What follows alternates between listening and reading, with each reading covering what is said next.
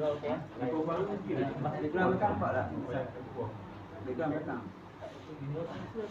Dia tak nampak. Maksudnya dia kena tolak saya tu dia yang itu dia.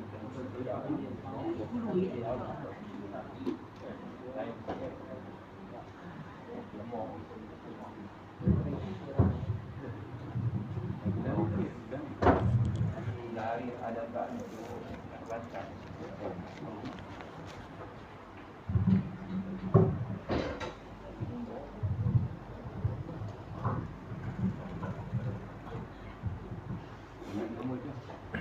Bismillahirrahmanirrahim. Assalamualaikum warahmatullahi wabarakatuh.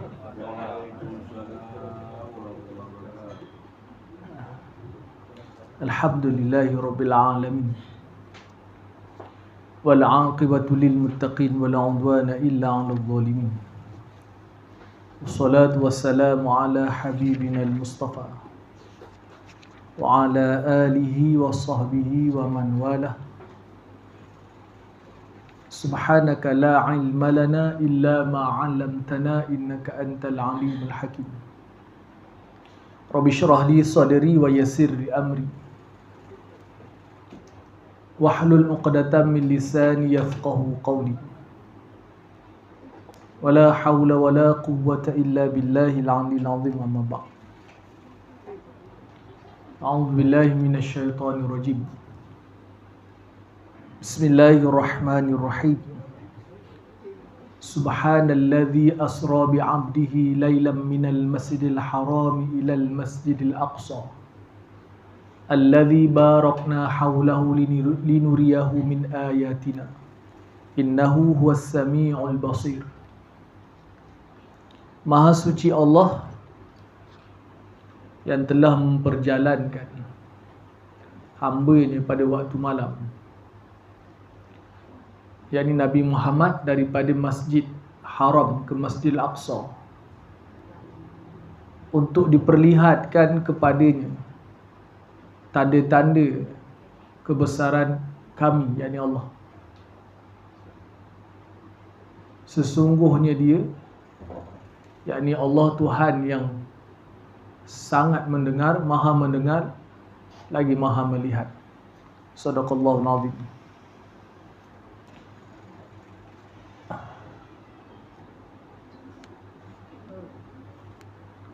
Pengerusi surau, seluruh jawatankuasa, tuan-tuan dan puan-puan, muslimin muslimat, para jemaah yang dirahmati Allah Subhanahu Wa Taala sekalian. Pertama, terima kasih undang saya kemari untuk kita bercakap tentang Isra' dan Mi'raj, yang setengah orang semenjak hidupnya baru setahun je lat, ataupun setahun je kita tak buat Isra' dan Mi'raj tahun lepas. Bagi orang, setengah orang yang rajin dengar, tiada surau dan masjid buat setiap tahun sambutan Isra' dan Mi'raj. Sama dia buat dengan ceramah yang besar ataupun dibuat dengan kuliah maghrib. Ada juga buat Isra' dan Mi'raj pada waktu pagi, duha, petang dan sebagainya. Isra' dan Mi'raj ini adalah termasuk dalam perkara mukjizat. Mukjizat ni terjemah dia perkara yang melemahkan orang, mengalahkan orang untuk berlawan dengan dia, melemahkan orang untuk menandingi dia. Kalau benda mukjizat ni takkan boleh lawan sampai kiamat, tak boleh ditiru, tak boleh dirupa, tak boleh dibandingkan mukjizat. Contohnya Isra' dan Mi'raj ni kepantasan Buraq, kenderaan yang Nabi naik daripada Mekah ke Madinah, daripada Mekah ke Baitul Maqdis. Kalau ada kenderaan yang paling laju pada hari ni pun dia tak akan dapat menandingi. Ini mukjizat.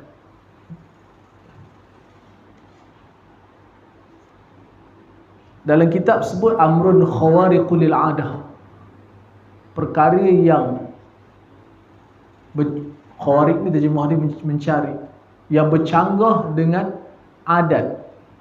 Adat maksudnya benda biasa yang kita buat. Adat kalau kita lotor cawan gelas ini alkopal, bukan.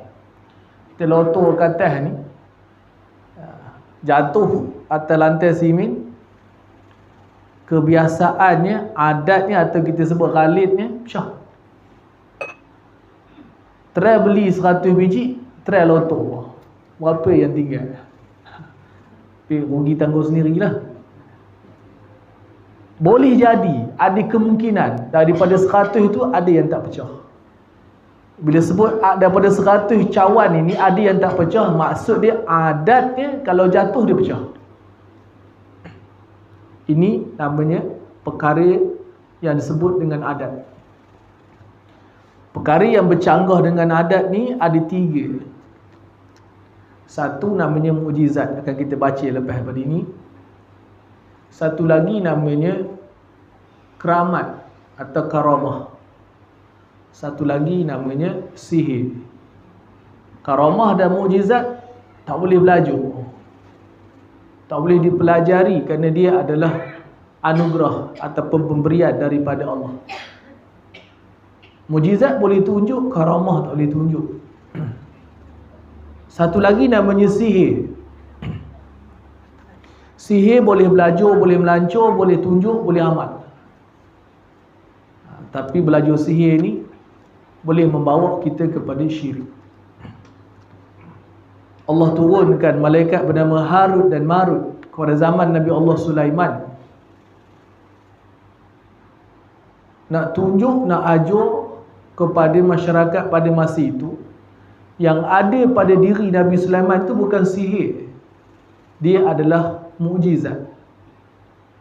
Lalu ditunjuklah perbezaannya, kerana sihir ni boleh menyebabkan suami isteri cerai, adik-beradik bergaduh, yang bertunang tak jadi, yang mati pun tak mati sebabkan sihir.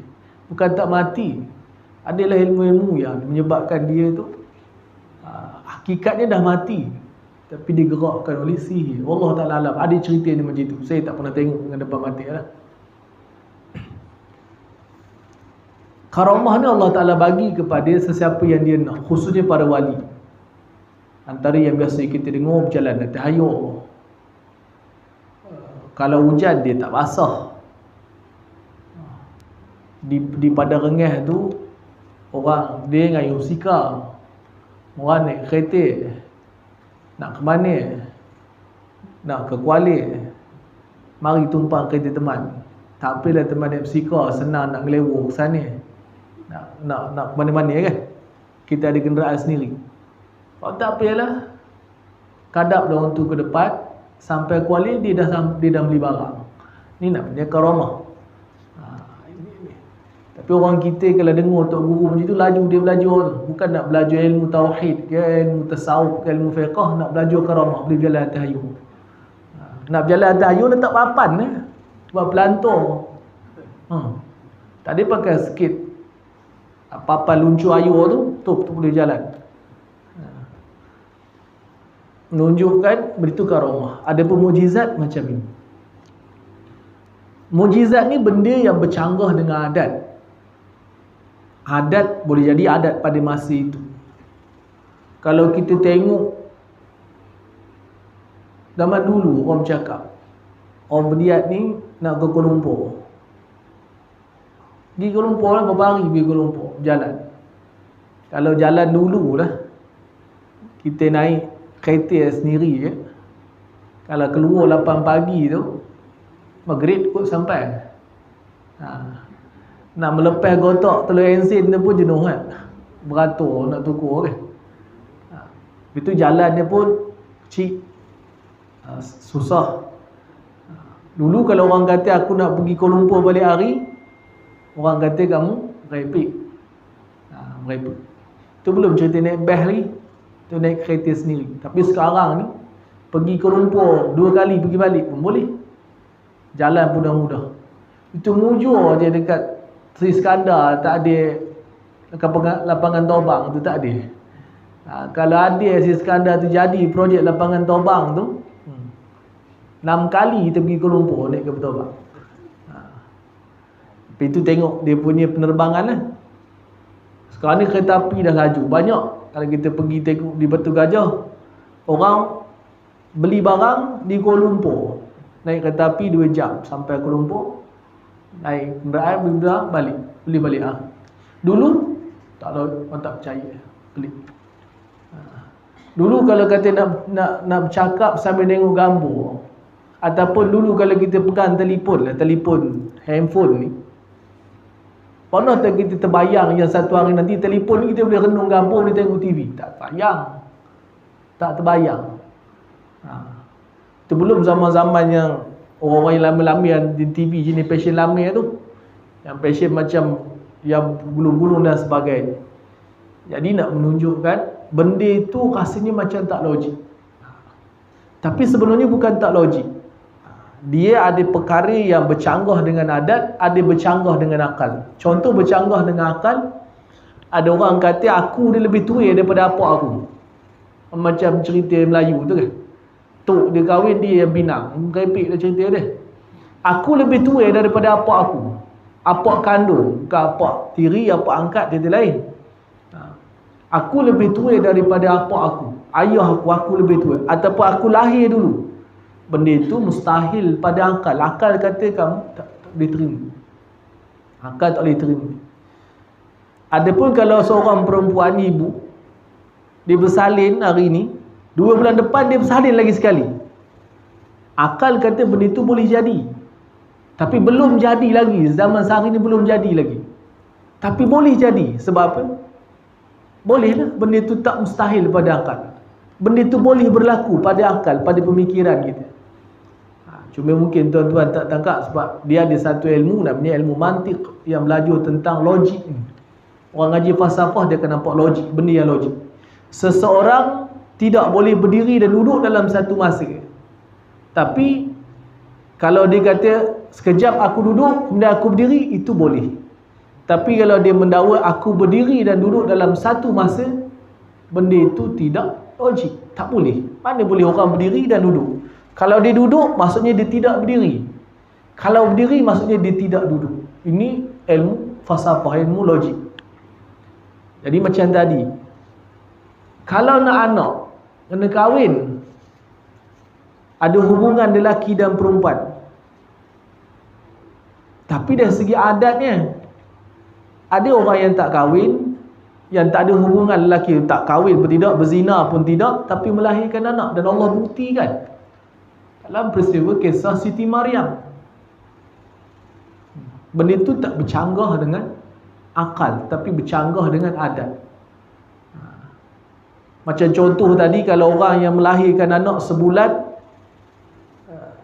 anak dalam perut memang habis kosong. Bukannya lahir ada tinggal lagi macam kembur yang lat sehari lat 2 hari itu, tak. Ini memang habis, tak ada. Doktor kata kosong. Tiba-tiba beranak lagi 2 bulan yang kadang. Tapi belum berlaku lagi pada masa ini. Tak pastilah, takut setakat yang tahu belum berlaku lagi. Tapi adakah dia mustahil berlaku? Dari segi akal tak, dari segi adat ni ya. Adat memang tak ada lagi. Ini nak menunjukkan hukum adat. Adat ni hukum dia dibuat daripada uji kaji. Jadi mujizat ini perkara yang bercanggah dengan adat, dia tak bercanggah dengan akal. Dia tak bercanggah dengan akal. Jadi perjalanan Nabi daripada Masjid Haram, daripada Mekah sampai ke Baitul Maqdis, patah balik ke Mekah dalam tempoh 1 malam. Dan riwayat menyebut panas lagi tempat tidur Nabi tu. Nabi baring, Jibril bawa, datang balik. Maknanya panas badan masih baring itu masih ada lagi. Ada riwayat mengatakan, menunjukkan cepatnya. Daripada Mekah ke Baitul Maqdis, Palestin, 1000 km lebih, naik ke atas langit sampai Sidratul Muntaha. Hakikat kita tak tahu Sidratul Muntaha tu. Tak usah nak bahas lah, takut perbahasan tak tepat. Sebab benda itu adalah amrul ghaibiyat, perkara yang kita iman dengan sebab Nabi sebut dan Allah Ta'ala sebut. Itu namanya sam'iyat ataupun ghaibiyat. Tak boleh kita nak bayangkan macam mana rupa dia. Syurga nak bayang macam mana syurga. Syurga ni benda yang tak boleh terbayang di kepala, tak boleh dilintas di hati, tak boleh ditengok, tak pernah ditengok di mata, tak pernah didengar di telinga. Kalau kita boleh bayang dengan kepala kita itu menunjukkan syurga, maka dia bukan syurga. Sebab tak pernah, siapa pernah tengok. Benda yang kita tak pernah tengok, kita tak boleh bayangkan. Dan tak ada satu perbandingan pun nak menunjukkan. Cuma Allah umpama ke dalam Quran dengan disebut dengan kebun, ada sungai, ada begini, ada begitu, ada begini. Bidadari minum air, nampak air ikut tengkuk. Boleh kita bayang? Tak boleh bayang. Jadi benda itu sangat-sangat hebat. Nikmat syurga ni sangat-sangat hebat. Dan azab neraka pun sangat-sangat dahsyat. Ketika Nabi Isra' dan Mi'raj ini, Nabi tengok dalam keadaan sangat dahsyat tu, Allah Ta'ala tutup pemandangan Nabi. Sangat dahsyat. Kita ni SOP-nya sampai isyak je. Belum berjalan lagi pun.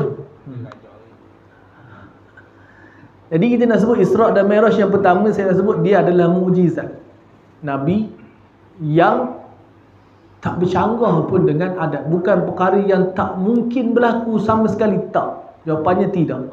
Dia boleh berlaku. Kalau kita ikut, kalau nak naik ke langit, kalau nak ikut apa ni, kita panggil akal kita, buatlah tangga sampai ke langit tu. Buat tangga sampailah ke langit.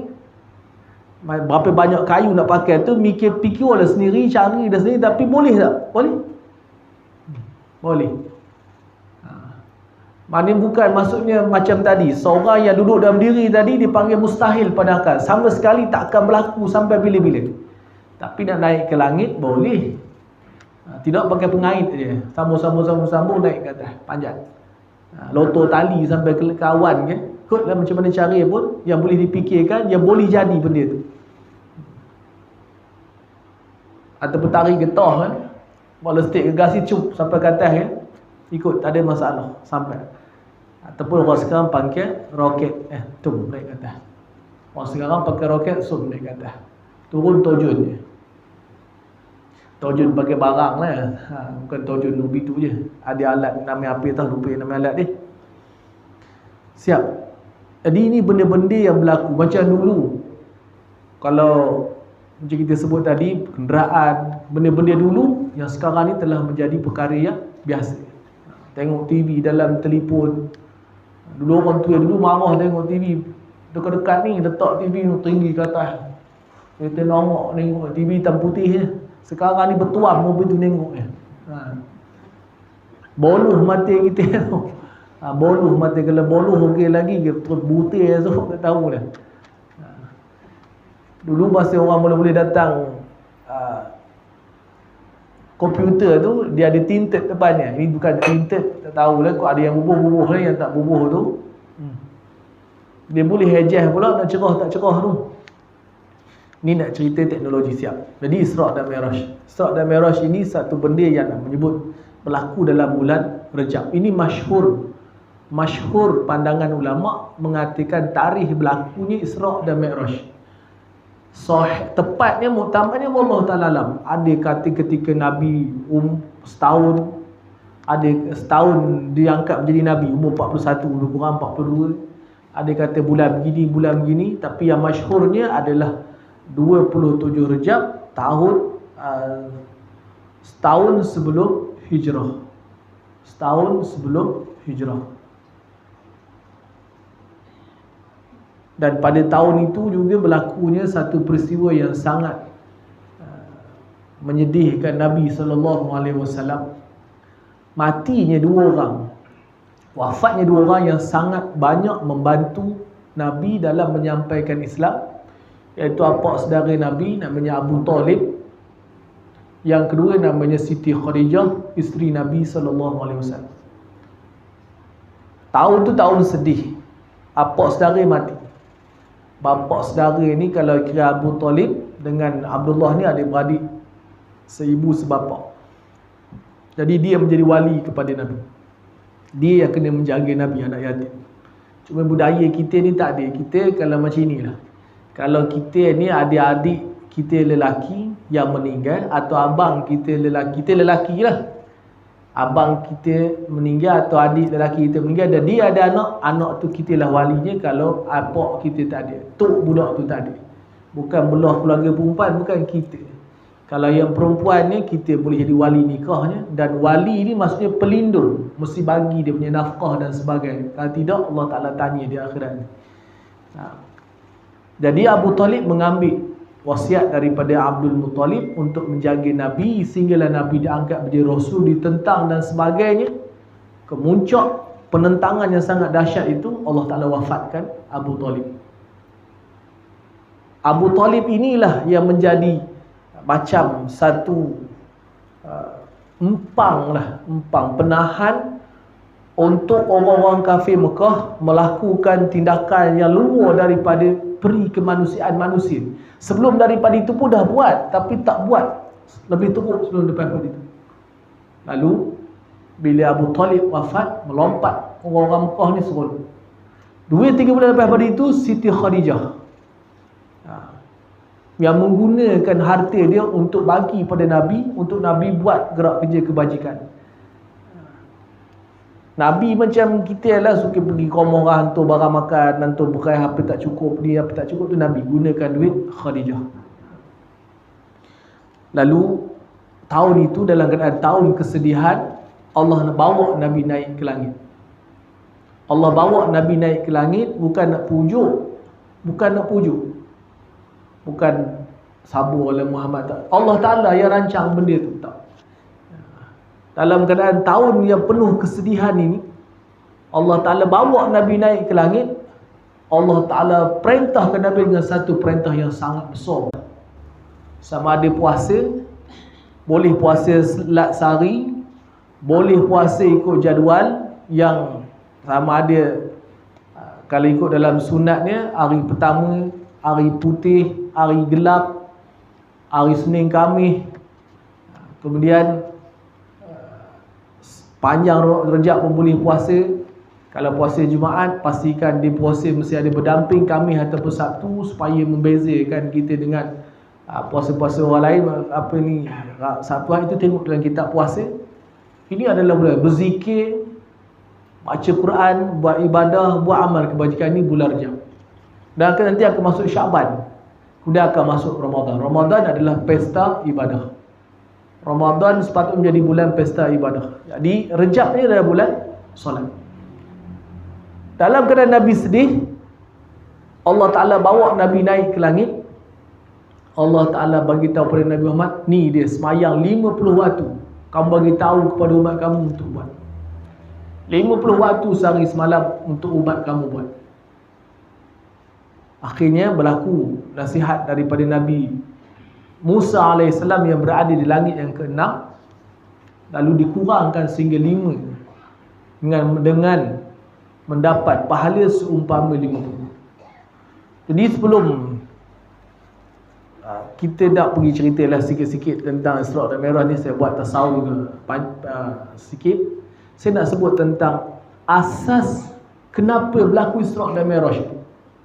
Ada ulama' mengatakan Nabi dan Rasul ni dua jawatan yang berbeza. Nabi dan Rasul ni dua jawatan yang berbeza. Nabi tugas dia, skop ruang dia kecil sikit. Rasul skop ruang tugas dia lebih besar. Jumlah dia masyhur dalam kitab. Kitab-kitab ngaji kita ni, kalau kitab Melayu pun sama, kitab Arab pun sama, masyhur. Dia sebut masyhur bukan muktamad. Maksudnya inilah biasa disebut oleh guru. Jumlah Rasul ada 313 orang. Jumlah Nabi 124,000 orang. Kalau kitab Jawi Lama dia sebut segeti 2 laksa 4,000. Pernah bilang macam saya pun tak pernah bilang. Ada orang lama yang boleh pernah bilang segeti 2 laksa. Segeti itu 100,000. 2 laksa, 1 laksa 10,000, 2 laksa 20,000. Itu 4,000. Itu bilangan. Tak tahulah bahasa kita ke bahasa Siam ke bahasa Aceh, tapi itu ada dalam kitab jauh. Masa kita mengaji dulu, Tok Guru sebut itu dah terjemahan dia. Kita baca itu apa segeti 284,000 kita tak faham. Tapi jumlah ni itu masyhur 124,000. Hakikatnya tak tahu. Allah Taala yang lebih mengetahui. Nabi tugas dia adalah Nabi ni seorang lelaki, perempuan tak boleh. Yang diberikan wahyu, diturunkan wahyu kepada dia, ada wahyu dia.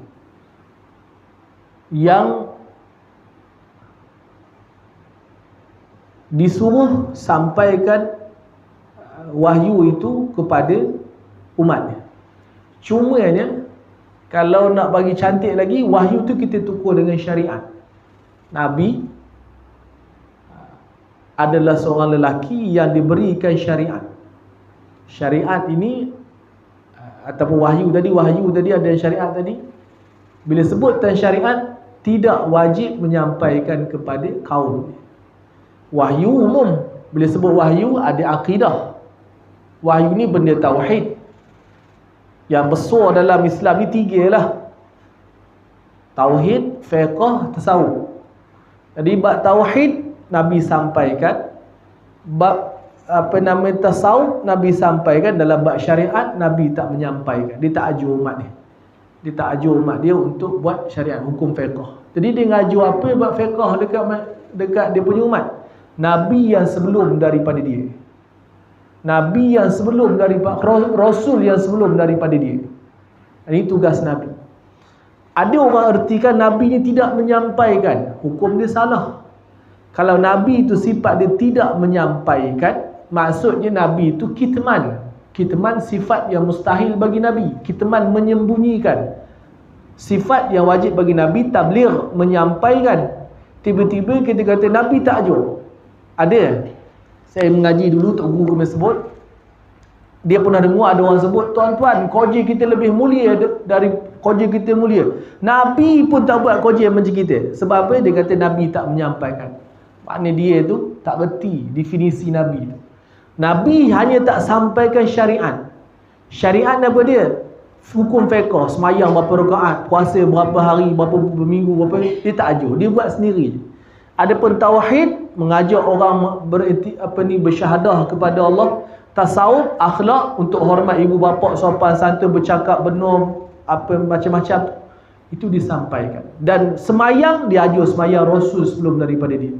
Paling mudah kalau kita ikut cerita sejarah Nabi ni, kita akan nampak macam mana Nabi Harun, abang pun Nabi Musa, sebelum dilantik menjadi Rasul, dia adalah Nabi sahaja. Nabi Musa adik dia jadi Rasul dulu. Jadi ketika Nabi Harun bersama Nabi Musa, sebelum Nabi Musa disuruh oleh Allah Ta'ala naik ke bukit Tur Saina di Mesir tu untuk menerima wahyu berbentuk kitab Taurat, ketika itu Nabi Harun di bawah telah diangkat menjadi Rasul. Itu ada kisah riwayat macam tu. Masa Nabi Musa dan Nabi Harun bersama-sama ni, Nabi Harun mengajar syariat Nabi Musa. Syariat ni hukum fiqh. Jadi Nabi kita ni ada juga mengatakan ketika di Gua Hira itu, Nabi Muhammad ni hanya sekadar menjadi dilantik sebagai Nabi je. Bila Nabi dibawa naik ke Isra' dan Mi'raj, ketika itu Allah tabalkan Nabi, Allah lantik Nabi sebagai Rasul. Ada juga pandangan mengatakan Nabi Muhammad ini dilantik Rasul dan Nabi secara serentak. Wallahu ta'ala alam, itu ada perbincangan di kalangan ulama. Jadi satu hari kita sebut tentang solat tadi. Di solat inilah asas kenapa Nabi di Isra' dan di Mi'rajkan. Untuk Allah Ta'ala wartakan ataupun tasyri'kan, syariatkan kepada umat Nabi Muhammad ni satu amalan solat yang menjadi asas penting dalam kehidupan. As-salatu imaduddin, solat tiang kepada agama. Kalau solat ni tak dibuat, agama ini akan rosak, akan runtuh. Runtuhnya agama ini, masyarakat akan hancur. Masyarakat yang hidup tanpa sempadan agama, masyarakat itu akan rosak. Kalau rajin baca buku sejarah, tengok berapa banyak tamadun manusia yang rosak, yang hidup tanpa ada agama.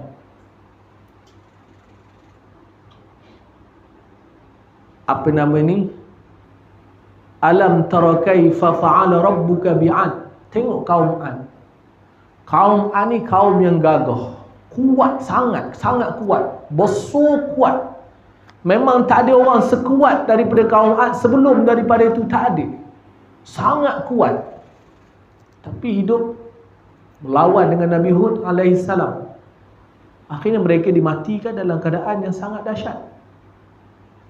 Ditiup apa nama ni, angin 7 hari 8 malam, mati dalam keadaan yang menyeksakan. Rosak, masyarakat rosak. Rosak macam mana? Penindasan berlaku. Penindasan ni kalau orang Lamir senang bayang macam hidup zaman Jepun. Jumpa Jepun, siap lah kita. Tu tindas. Jumpa Jepun, panjat pokok nyo. Kalau tak panjat, letaknya RM1. Saya ada cerita kalau apa moyang saya dulu, moyang saya tak, tapi masa tu dah ke Teluk Dayung lah. Masa tu rumah dia masa di apa nama ni, Bukit Cupak, Belayu Cupak dan dekat sampai Merui tu. Adik tak ingat cerita di situ ataupun di Teluk Dayung tu kena dicorah Jepun ayur bertagut-tagut. Dicorah di Jepun ayur dalam mulut bertagut-tagut sampai butir kawan ni. Dah corah penuh-penuh dalam mulut tu, dipijak perut, terkeluar ayur ke sini. Itu penindasan. Sebab apa? Sebab Jepun ada kuasa pada masa itu.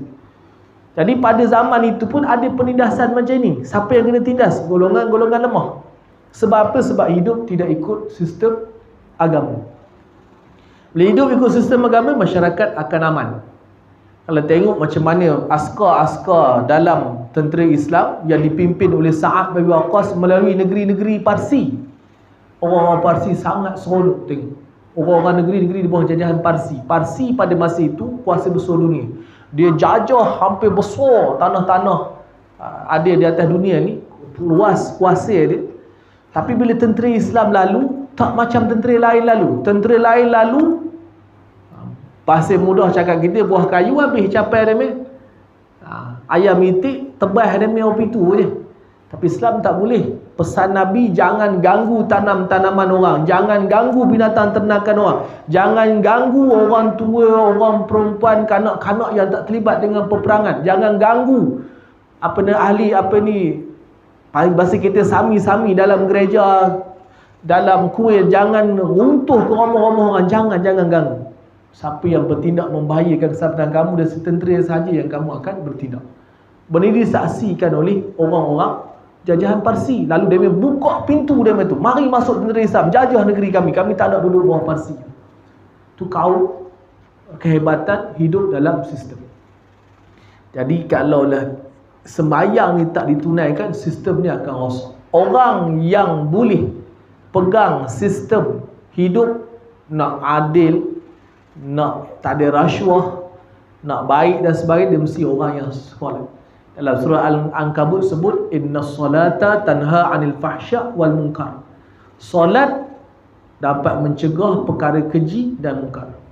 Perkara keji macam zina, benda-benda. Munkar ni macam curi, minum marak. Itu antara perkara munkar. Solat asal. Kita soal, kenapa orang semayang tapi dia mencuri? Dia semayang tapi dia minum todi. Dia semayang bulan puasa esok dia berjudi. Tahulah orang pendiat ni, setengah-setengah tempat bulan puasa 2-3 hari nak raya, orang berlumpur balik, ramai kawan-kawan berimpun, budak muda dan duduk dangar-dangar doyan tinggal judi. Jadi kenapa boleh begini? Dia semayang, besok semayang raya pergi pula, duduk soft depan lagi, boleh bertakbir pula tu. Lepas itu, lepas habis semayang, balik masuk judi balik. Kenapa boleh tu? Soalnya semayang tidak ditunaikan dengan menyempurnakan rukun dan syaratnya. Tak menyempurnakan rukun dan syarat. Bahasa mudah kita sebut semayang ni tidak khusyuk. Prinsip asas ataupun prinsip solat itu tidak ditunaikan dengan sempurna. Soalnya balik kepada diri. Semayang yang tidak betul ikut cara yang sempurna. Masak tak sedap, ngambil masak tak sedap, masak pun bedai ni ngambil sedap. Hari ni sedap, besok belum tahu. Semayang pakai bedai dia tak jadi dah. Tak tahu, orang angkat kita angkat, orang tunduk kita tunduk, orang buat ini, semua tiru orang, tak tahu asas. Ini adalah punca yang kita sebut. Jadi ini sebab semayang. Kita sebut sikit tentang Isra' dan Mi'raj. Satu hari Nabi tidur malam, datang malaikat Jibril masuk ikut tingkap, masuk ikut terbuka bumbung rumah Nabi ni, malaikat Jibril masuk. Ketika itu Nabi SAW sedang berbaring di antara Hamzah dan juga Ja'far. Hamzah bapa saudara, Ja'far sepupu. Ja'far ni adik-beradik dengan Sayyidina Ali. Hamzah ni walaupun dia bapa saudara, tapi umur dia tak jauh dengan Nabi. Lalu dia angkat Nabi, dibawa. Dalam keadaan itu Nabi sedang macam mengantuk tapi tak tidur. Lalu dibawa malaikat Jibril dan beberapa orang malaikat yang lain. Beberapa malaikat lah sebenarnya, tapi kita dah biasa guna beberapa orang malaikat. Dibelah lah dada Nabi sini, dari sini sampai ke perut. Sini lah, macam orang belah dada tu. Kita boleh tengok orang belah dada tu. Dibelah dan di Jibril ambil jantung Nabi. Hati, biasa kita sebut hati, tapi hati tu maksudnya jantung, bukan hati yang macam, kalau cakap orang putih senang, apa liver liver ke liver? Liver. Bukan liver tu, heart. Dia buka, dia belah jantung, apa jantung pisang tu, dicuci dengan air zam-zam dan dituangkan hikmah dan ilmu dan iman dalam jantung. Ulama bahas kenapa buat macam itu. Masa kecil dah buat sekali dah, dekat perkampungan Bani Sa'idah. Ketika Nabi tengah-tengah main dengan adik-beradik susu dia, datang dua malaikat tangkap Nabi. Ini ke budaknya, ini ambil barin, belah macam itu juga, ambil keluar, cuci, buruh macam tadi juga, tak balik, tutup, tak ada kesan. Jadi pembedahan ni zaman Nabi dah kena awal, ada pembedahan, tak ada pelik lah. Sebab itu kita tengok sarjana Islam yang menguasai ilmu tibbiyah atau ilmu perubatan ni banyak dia ambil ilmunya daripada dia ambil ilmunya oleh orang barat, khususnya Ibn Sina rahimahullah. Habis belah, cuci. Ulama sebut simbolik dia. Apa simbolik dia? Simbolik nak membagi tahu yang hati ni kalau dia kotor, hati Nabi tak kotor, tapi nak sebut simbolik, nak berjumpa dengan Tuhan, hati kena bersih. Itu kita akan semayang, kita akan istighfar dan baca surah An-Nas, Qul a'udzu birabbin nas, dan kita tenang dulu baru angkat takbir. Itu dibantu dengan kita lafazkan niat usolli fardhu Aisyai arba'a raka'atin, untuk kita dapat meyakinkan hati kita untuk fokus terus kepada Allah Subhanahu wa ta'ala. Ni hati. Tapi kalau hati ni kotor, bila bersih, cuci, nin, kalau cakap kita jernih, dia tak ada kelain dah. Dia tak ada nak kelain dah. Tapi kalau hati ni tak kosong daripada benda selain daripada Allah, penuh dengan dunia, dia akan ingat benda tu. Jadi ni simbolik untuk bertemu dengan Allah Subhanahu wa ta'ala. Jadi soal kalau kita orang tanya kenapa kita tak khusyuk, tengok pada hati kita.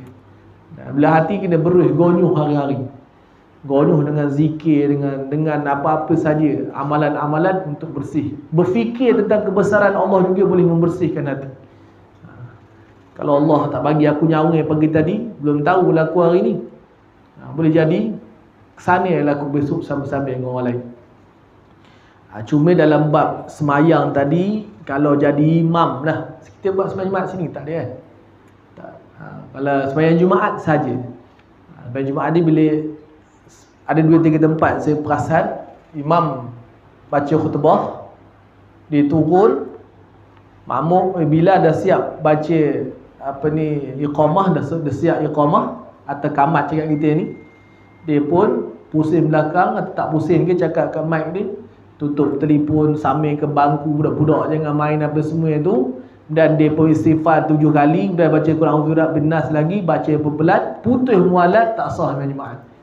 Ni sebenarnya dia ada mualat. Mualat ni berturut-turut tak membabit kalau sah tak sah semayang tu.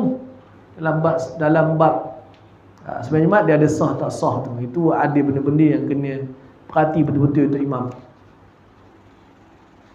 Jadi habis Nabi bawa, kemudian bawalah binatang burak tadi. Nabi naik. Burak ni binatang yang putih, badannya lebih besar daripada keldai. Keldai pun tengok keldai. Keldai ni macam mana? 2 kali meja ni besar kot. Sepatu meja pun sikit sini. Itu kot panjang dia. Tinggi dia lebih kurang tinggi ni lah. Baunya busuk, bunyinya buruk. Kedai ni kata Daniel teman tak pernah beli ya. Dia kata dia bingung sebab itu orang Arab dimaki orang dengan keldai. Kita babi lah.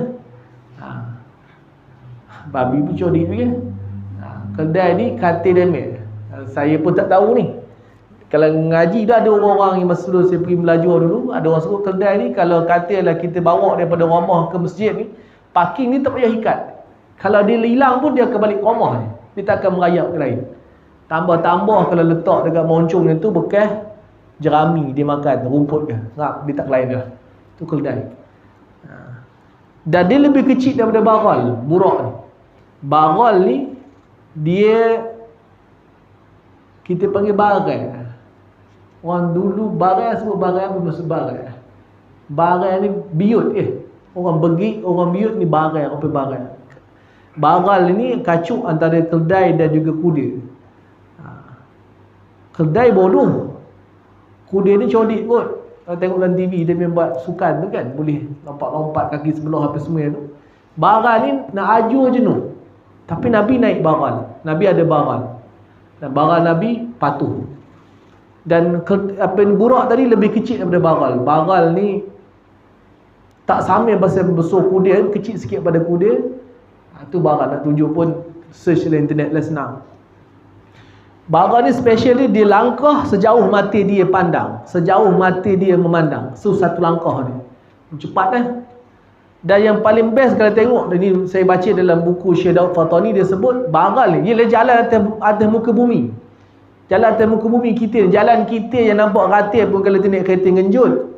Jalan tar yang ratil kita kata kalau kita naik kereta ngenjut. Ini kan pula jalan pada dekat situ yang tak ada tar tu. Baral ni bila dia naik, Nabi tak terasa. Baik hentakan, baik dia nongkok, baik dia cerun, tak terasa. Syekh Daud Fatani sebut dalam kitab Kifayatul Muhtaj fi Isra'i wal Mi'raj, ketika dia naik atas bukit, dia akan memendekkan kaki depannya dan memanjangkan kaki belakangnya sehingga dia akan jalan macam ini je manjat bukit. Katalah ni kaki depan, kaki belakang. Naik bukit, jadi macam tu. Turun bukit, jadi macam tu. Lebih canggih daripada Michelin punya tayar. Hebat. Boleh jadi apa nama syarikat Perancis Michelin dia kaji benda tu kot. Allah Ta'ala alam. Jadi ni teknologi dia yang Allah Ta'ala tunjukkan supaya manusia boleh berfikir kisah tu. Dia pergi. Dan kalau kita nongkok pasal opini lah, dia kata tonggi ni tak, Nabi stabil di atas, laju. Jadi jalan itu maulidnya burak ni dia lah, burak dia bukan kenal Nabi. Bila Nabi datang, dia macam liur, ada dia tandak. Jibril kata tak ada orang lebih mulia atas muka bumi di alam ini yang naik selain daripada dia ni, baru dia diam. Sebab Nabi Muhammad ni adalah makhluk yang paling mulia di sisi Allah SWT, mengatasi malaikat Jibril AS. Siap. Kemudian dia berjalan lah. Ni cerita selalu cerita yang kita biasa dengar ni ialah kalau orang ngaji hadis ni dia cerewet sikit lah. Ada yang dhaif, ada yang sahih, ada yang kita boleh pakai cerita tu macam itu. Pun begitu, cerita-cerita ni bukanlah masuk dalam prinsip akidah, dia sekadar penceritaan dan cerita dengan tamthilan. Jadi Nabi berjalan lah. Berjalan, Nabi berjalan tu jumpa orang perempuan, tegur Nabi. Jibril suruh terus. Jalan lagi, jumpa orang panggil dari sebelah, ada suara panggil Nabi. Jibril kata suruh, mari sini Muhammad panggil. Terus Jibril kata. Kemudian jalan lagi, jumpa dengan orang bagi salam. Nabi jawab. Depan lagi ada bagi salam. Nabi jawab. Jibril suruh Nabi jawab. Dan Jibril ceritalah siapa orang tadi. Yang pertama tadi perempuan tadi adalah perempuan tua. Adalah menyebut perbandingan kepada dunia. Bukan umur dunia, perbandingan. Maknanya dunia ni seumpama udah tua, macam perempuan tua pada zaman Nabi tengok. Kalau kira umur, mati dah dunia ni. Tapi umur bumi ni tak sama dengan umur kita. Umur kita 100 tahun tu panjanglah, 100 lebih sikit. Umur bumi ni mungkin juta-juta tahun. Wallahu ta'ala alam. Jadi nak menunjukkan bumi ni telah pun terlalu lama, sebut macam itu. Jadi yang panggil itu adalah suara iblis. Kalau Nabi berhenti, nanti rakyat umat Nabi akan cenderung kepada iblis. Kemudian yang bagi salam tadi, ada 3 bagi salam tu. Yang pertama Nabi Ibrahim, yang kedua bagi Nabi Musa, yang ketiga Nabi Isa AS. Dia berjalan lagi. Nabi berjumpa dengan Nabi Musa sedang sembahyang di kuburnya. Jadi bab Nabi ini ulama ada bahas macam nanti kita akan baca dengan penghujung nanti. Nabi sembahyang subuh, sembahyang berjemaah. Ada kata subuh, ada kata sembahyang jemaah. Ada Nabi sembahyang, bukan subuh, Nabi sembahyang jemaah di Masjid Aqsa. Nabi imam, Nabi-Nabi lain jadi makmum. Soalnya Nabi lain ni hidup mati. Wallah, ini perbahasan dia banyak. Masyhur mengatakan Nabi ini kalau ada orang yang mati syahid, Allah kata wala taqul liman yuqtalu fi sabilillahi amwat bal ahya. Jangan kamu cakap orang yang mati syahid itu mati, bahkan mereka hidup. Syahid maksudnya macam mana? Orang yang zaman Nabi macam Sayyidina Hamzah. Sayyidina Hamzah pergi perang dalam peperangan Uhud, terkorban dalam perang Uhud. Jangan kata Sayyidina Hamzah mati, sebenarnya mereka itu hidup. Hidup macam ada kata hidup macam dunia ni. Wallahu ta'ala lah, hakikat ni kita tak tahu. Ini perkara ghaibiyat. Jadi jumpa nisma tamthilan, itulah jumpa orang satu kaum yang tanam dan ketam. Tanam dan tuai dalam, lepas tanam tuai satu masa, lepas tanam tuai. Tanam padi, kalau bahasa kita mudahnya sekarang orang pakai mesin depan dia tanam, lepas itu dia tarik. Tanam apa namanya ni, sawit. Tanam, kita tarik sawit. Tanam, tarik sawit kalau padi. Dan benda itu berterusan. Nabi tanya, ini adalah orang yang berjihad, berperang di jalan Allah. Ini fadilat dia, kelebihan dia dan pahala dia. Ganjaran dia 700 kali ganda. Jalan lagi, nampak orang ni, cerita masyhur lah. Kalau tak cerita ni, orang kata tak ada Isra Mi'raj lah. Saya sebenarnya nak cerita bab solat tadi je, kepentingan solat tu. Jadi jumpa orang yang lotor batu ke atas, 4 atas kepala je.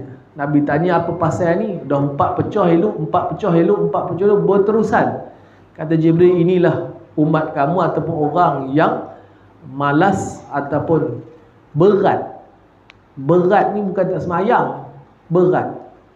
Berat nak semayang fardu. Semayang tahajud tu sunat, semayang fardu. Semayang fardu rasa macam kan orang bersukan elok main bola, bila sembahyang maghrib lembut. Tapi bersukan cergas kan? Sebab berat. Allah Ta'ala alam. Kemudian di jalan lihat apa ni, jumpa satu kaum yang ditutup kemaluan depan dan belakang dengan daun aja, ataupun dengan kain percia yang koyok-koyok kecil lah, malu lah. Kemudian dia meragut-ragut daun kayu macam binatang. Nabi tanya apa benda ni? Makan benda yang pelik-pelik, telan batu, bara api, neraka semua makan. Kata Nabi, inilah orang yang tidak menunaikan zakat harta. Zakat kita ada 5 zakat duit, emas perak tu, binatang, tanaman, galian dan juga perniagaan. Ni tengok bab zakat. Kena keluar dan termasuk zakat fitrah. Kalau tak bayar jadi macam ni kot. Ia lalu, kemudian Nabi pergi lagi jumpa dengan manusia yang ada daging masak dalam kuali yang elok, ada makanan yang elok, daging sebut sini, dan tapi dia makan daging yang mentah.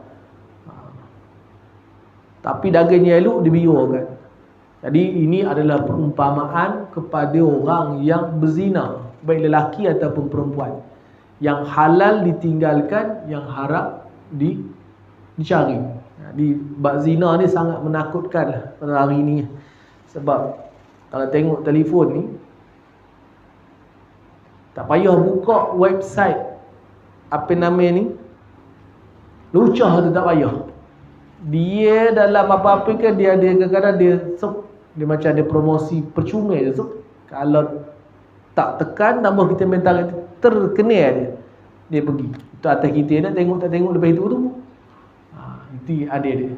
Sangat-sangat bahaya. Dan ini perancangan yang cukup-cukup jahat daripada orang barat dah untuk rosakkan kita.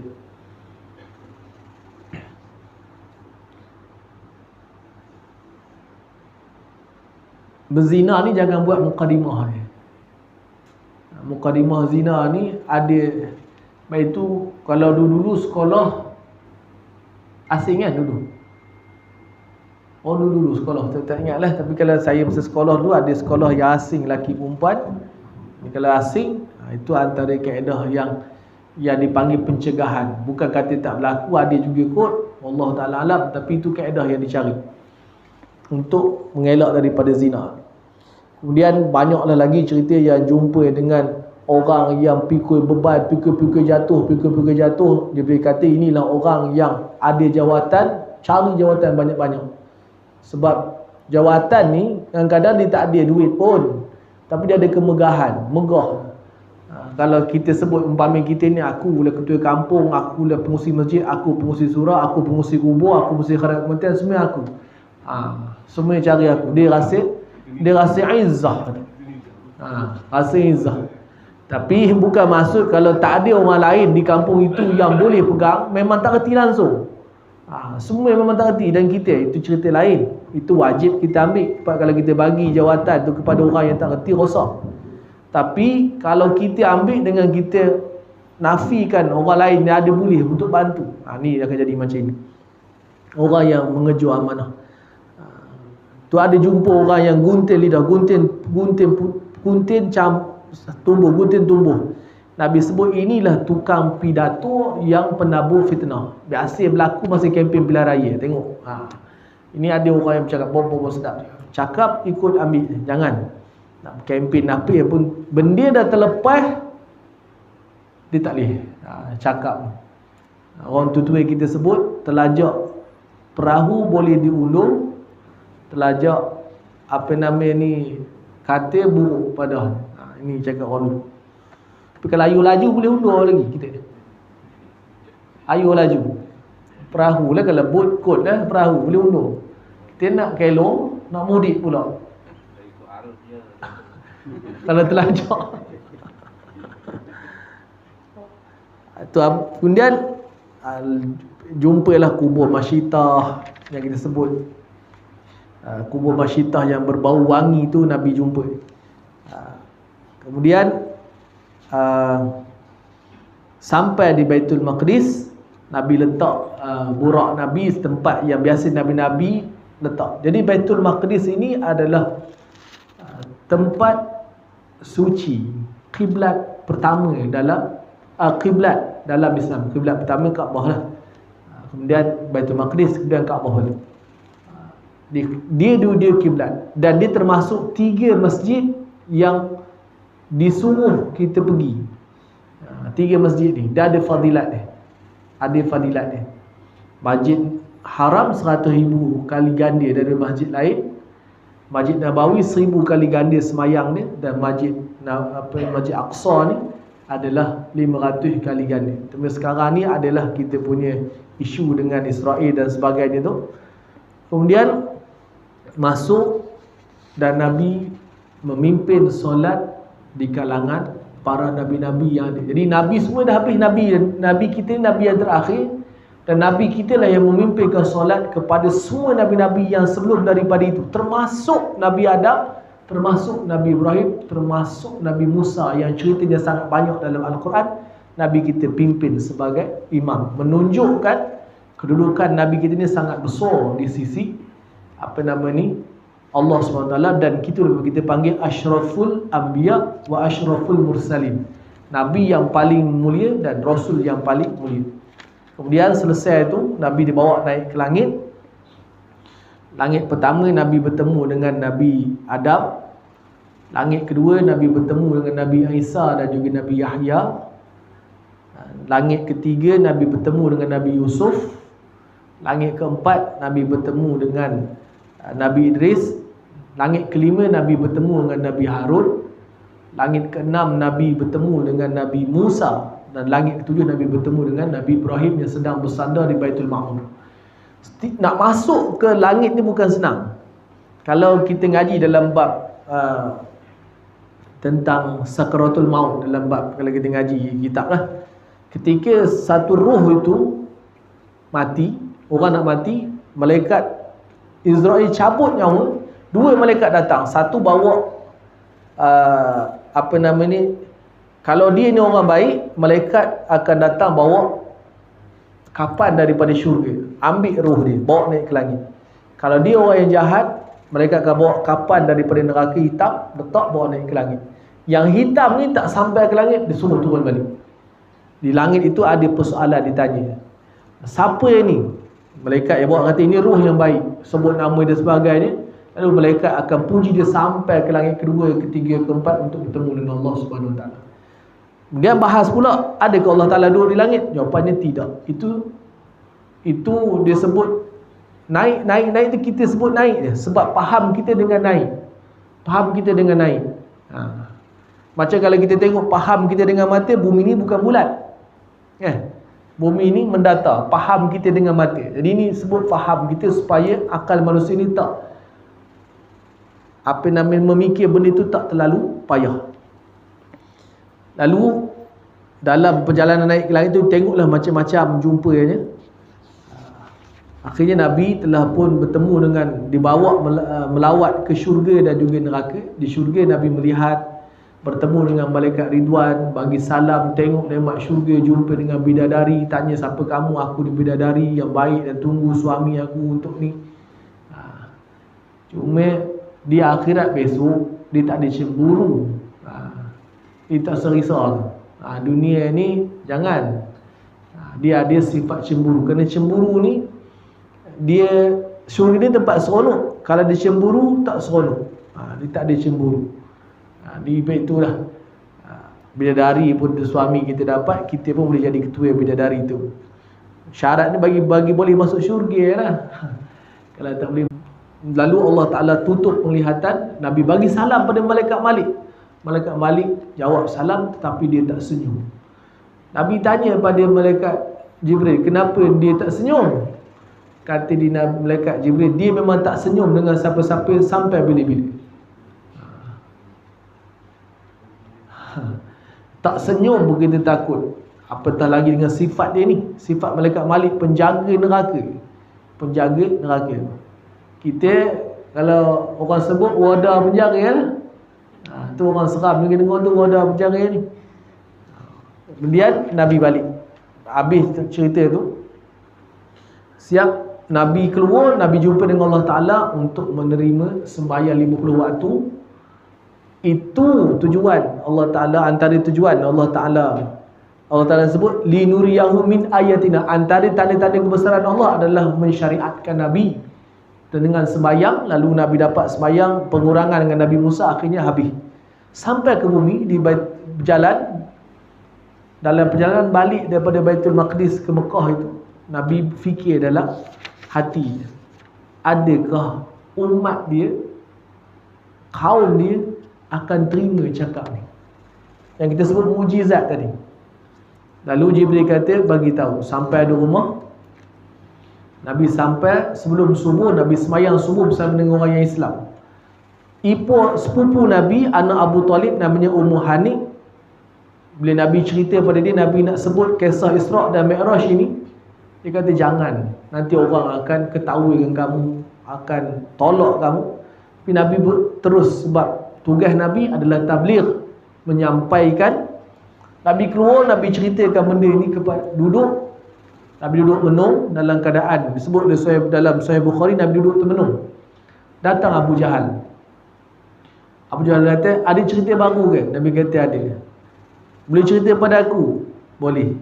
Semalam aku dibawa ke mana? Ke Baitul Maqdis. Pagi ni kamu dah sampai kemari, kata Abu Jahal. Ya. Abu Jahal dah pelik lah, tapi dia kawal dalam hati dia, kata berepek dah orang ni, Muhammad ni merepek lah.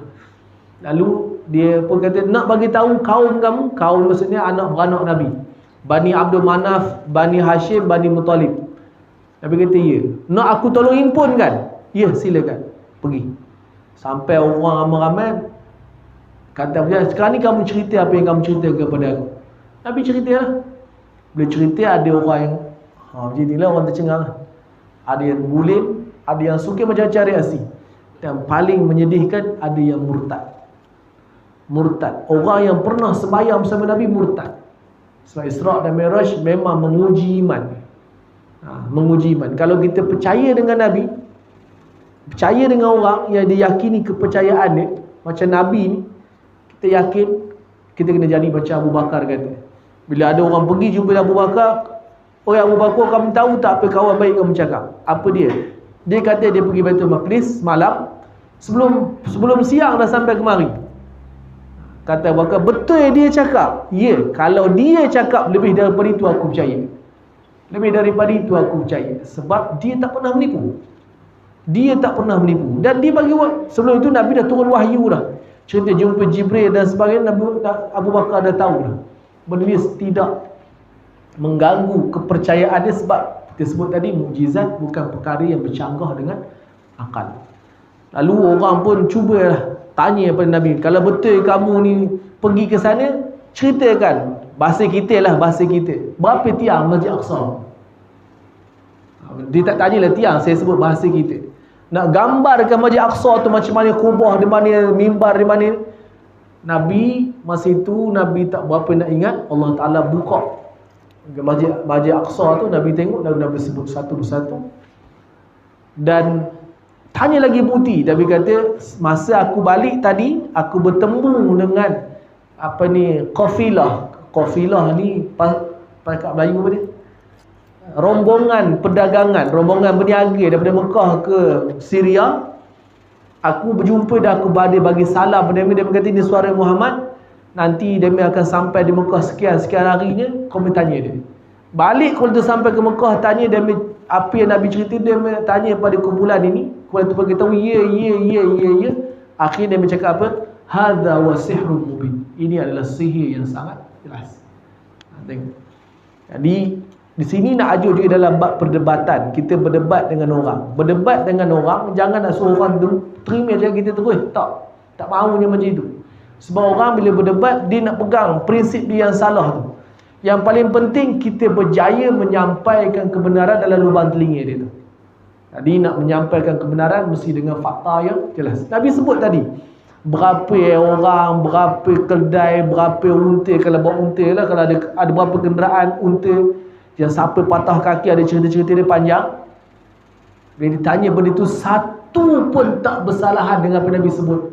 Nabi kata ini adalah sihir. Ini yang berlaku dalam peristiwa Isra' dan Mi'raj. Cuma kita nak sebut Isra' dan Mi'raj sebagai iktibar kita pada malam. Isra' dan Mi'raj adalah bulan sembahyang. Dan kalau setengah-setengah tempat, dia akan belajar meningkatkan kefahaman tentang solat. Belajar bab rukun, bab syarat. Solat ada rukun yang kita buat di dalam sembahyang. Ada syarat yang kita cari di luar sembahyang. Kalau syarat solat, wuduk, menghadap kiblat, pakai baju bersih, tak ada najis. Ada juga syarat yang dibuat ketika solat, itu syarat tertentu dengan rukun-rukun solat. Syarat berdiri, syarat Fatihah, syarat rukuk, syarat i'tidal dan sebagainya. Dan benda ni kita kena belajar lah. Kita ada kuliah dan sebagainya, pastikan kita mengerti.